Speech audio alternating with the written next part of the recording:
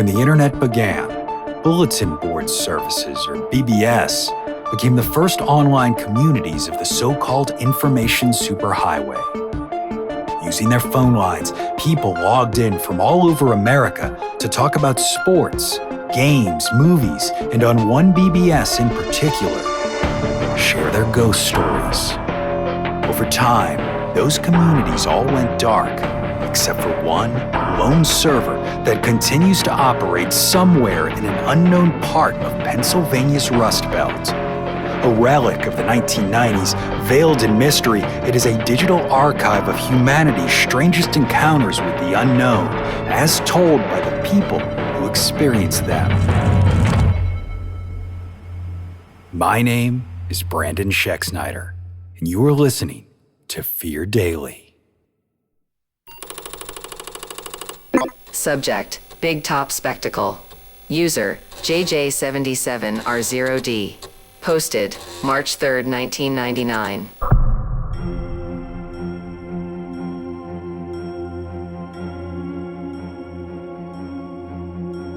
Tommy was the one who wanted to go, and it figures, right? He was always the one that had a thing for freaky shit. Cemeteries at night, Ouija boards, that kind of crap. Me, I just wanted to get to Dallas and crash on a couch.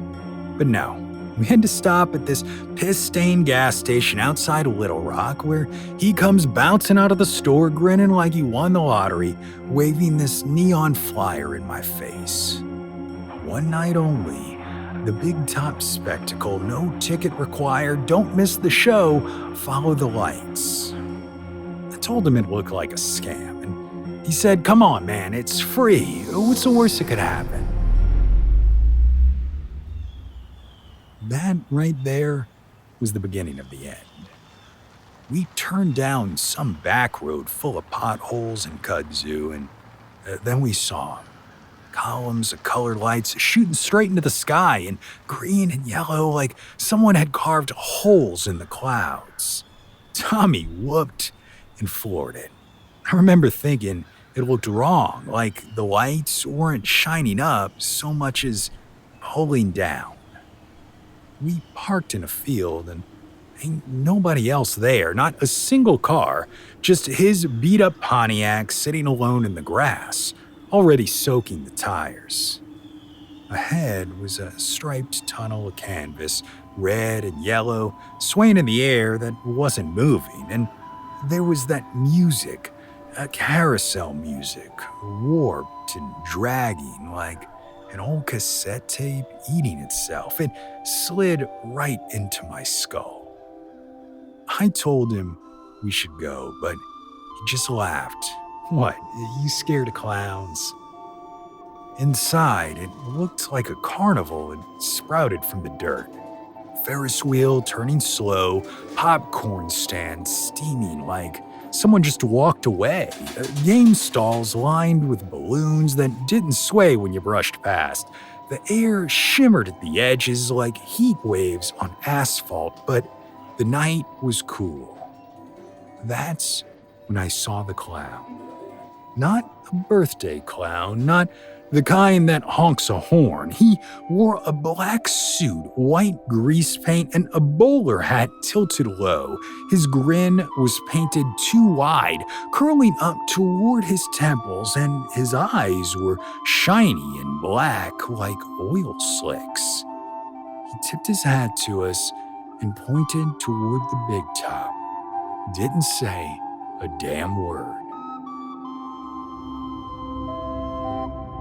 I muttered nope, but Tommy was already striding forward. The tent inside was enormous. It felt bigger than the whole field. Rows of benches circled a foggy ring. We sat near the edge, and the air smelled like damp sawdust and something sweet that turned metallic if you breathed too deep. And that's when I noticed the crowd. Every seat was full, but nobody was moving. Stiff backs, hands on laps, eyes wide and blank, like mannequins waiting for instructions. The lights dimmed, fog thickened. out of it rose a woman in a gold dress. She glided across the ring without touching the ground. Her voice was a lullaby in a language I didn't know, and each note clawed behind my eyes. Then she tore in half, just a split clean down the middle, and inside her was some dude in a pig mask laughing with what looked like too many teeth. The crowd all leaned forward in unison, not a sound but the creak of wood. I grabbed Tommy's sleeve. We're getting the fuck out of here. But when I turned, there was no flap, no exit, just more benches. We tried walking the aisle, but every step brought us right back to the same bench. The show kept going. Acts that didn't make sense, things that melted and froze, knives hanging in midair like dragonflies. The audience kept shifting too. Each blink, new faces closer, and I swear one of them was me, just smiling like a fucking idiot. Then, one of them turned, and his eyes were set on the side of his head like a hammerhead shark. He grinned and said, "We're glad you brought him." Before I could ask what he meant, the fog surged forward and swallowed Tommy. I heard him scream. I lunged, grabbed his hand, but it was slick and cold, like grabbing something dead pulled out of a pond. And then he was gone. The fog cleared. The ring was empty. I shouted his name until my voice cracked. The clown floated out of the haze, grinning wider than before. His voice was flat, like it was dubbed in from a broken tape. Show ain't over. I ran, shoved through the crowd that didn't move, tore open a curtain and landed in a hall of mirrors, only the reflections weren't mine. They were Tommy's, dozens of him. One was laughing, tossing knives, while the pigmask man clapped. Another floated in the fog, mouth wide, eyes rolled back. One just stood there, staring at me, blood soaking his shirt. I kept moving, running through the glass that rippled like water until I burst into another tent. This one was nothing but doors. Every one of them opened to a different version of the carnival. In one, it was snowing. In another, the Ferris wheel was made of bones. In another, Tommy was center stage, bowing to a faceless crowd. Then I saw a door that showed the field and the Pontiac waiting. I didn't think. I dove through. I hit the ground hard, alone. The lights were gone. The tents were gone. Just his Pontiac sitting there, hood wet with dew like it had been parked all night, and Tommy wasn't with me. I searched until sunrise. Nothing. No music, no Ferris wheel, just cicadas and the sound of the highway. I drove home alone. It's been a month, and I keep dreaming about him. Sometimes he's in the gold dress, sometimes he's the pig mask, laughing with teeth that aren't his. Twice now, I've woken up with confetti in my bed, and last night, there was a flyer under my wiper blade. Neon pink, folded twice. One night only, the big top spectacle, no ticket required. Don't miss the show. Follow the lights.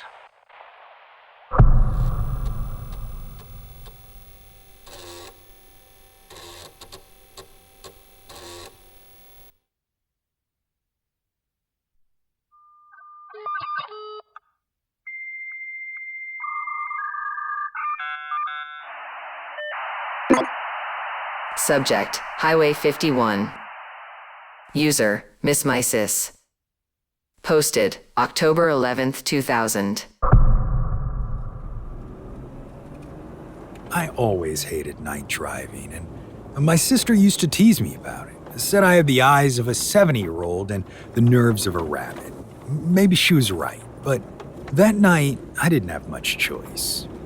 I'd stayed too late at work, lost track of time, and by the time I hit the highway, the sun was gone. The air thick with that kind of summer humidity that makes the horizon blur. The plan was simple.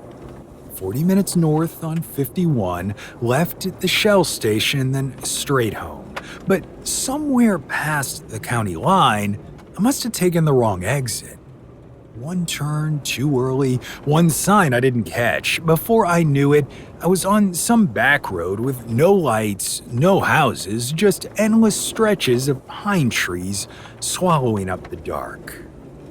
At first, I figured I'd loop around and hit the highway again, but the road bent and twisted in ways I didn't recognize. The same mailbox passing twice, the same gas station with a Coke machine out front, the button labels worn white from too many hands. My stomach knotted up. I don't spook easy, not really, but there's something about being the only car on the road at night, your headlights pushing against the black like it's a wall. After the third time I passed that gas station, I started to panic. I slowed down, trying to think, trying to breathe when I felt it. The shift in the air, like someone opening a door in a quiet room, and then a voice, soft but sharp as a memory. "You're lost again, huh?" I gripped the wheel hard enough to hurt. I didn't need to look. I knew that voice. She was sitting in the passenger seat, my sister. She looked the way she did before the accident, hair pulled back in that messy ponytail, eyes bright like she was about to laugh at me, jeans and a faded Red Hot Chili Pepper shirt. She even had the scar on her chin from when she fell off her bike at 13. I didn't scream. I didn't cry. I just whispered, "You're dead." She smirked. "Yeah, well, it doesn't mean I can't ride shotgun." For a while, I didn't speak, just kept driving, the road unfolding in front of us like tape being fed through a player. She hummed under her breath, the same off-key tune she used to mangle whenever she thought no one was listening. It made my chest ache. Finally, I asked, "Why now?" She shrugged. "You needed me. I've needed you for years." "Yeah, but tonight you're listening." The dashboard lights painted her face in red, and for a second it felt normal, like all those nights we drove around as teenagers, killing time in Dad's old Chevy, talking about nothing. Except now, she was gone, and I was 30, tired, and still trying to learn how to breathe without her. "I miss you," I said. "I know, but missing's not living." She tilted her head, watching me. "You're stuck, just like this road, round and round like a busted record." I thought about the job I hated, the empty apartment, the phone calls I avoided because everyone thought I should be over it by now. Stuck was the right word. "You scared?" she asked, after a long silence. "Of what?" "Of ending up like me." I swallowed hard. "You didn't deserve what happened." "Doesn't matter what we deserve. Death doesn't keep score." She leaned back, looking out the window at the trees blurring past. "But you're still here. You've got a choice." I wanted to argue, to tell her how unfair it was, how broken everything felt without her, but my throat closed up. All I could do was grip the wheel and keep driving. We talked about stupid things then. The dog we had as kids, the time she snuck me into a concert, how she used to steal my fries when I wasn't looking. She laughed like she always did, loud and free, and for a while I forgot that she wasn't supposed to be there. But the road didn't change. Gas station, mailbox, gas station again. My hands started to shake. "I can't get out," I whispered. "You can." "How?" She leaned closer, eyes locked on mine. "Stop running from it." The car felt smaller then, the air pressing in, headlights cutting into nothing. I thought she meant death. I thought she was telling me it was my time, but when I looked at her again, really looked, I saw what she meant.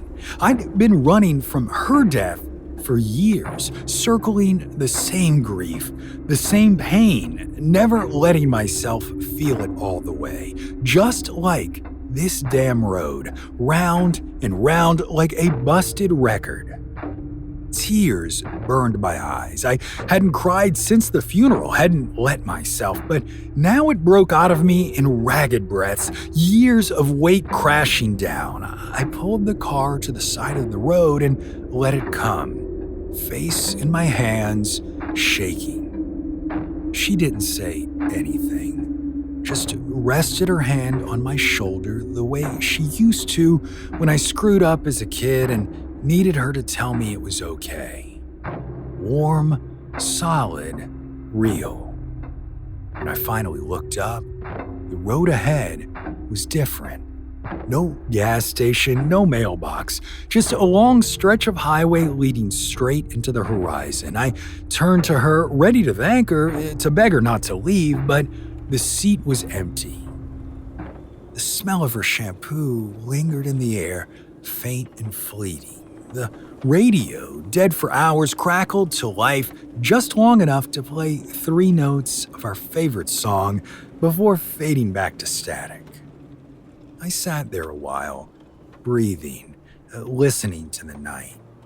For the first time in years, the silence didn't feel like a punishment, and when I pulled back onto the road, the sky was lightening at the edges, a thin gray dawn pushing away the dark, and I knew I wasn't lost anymore.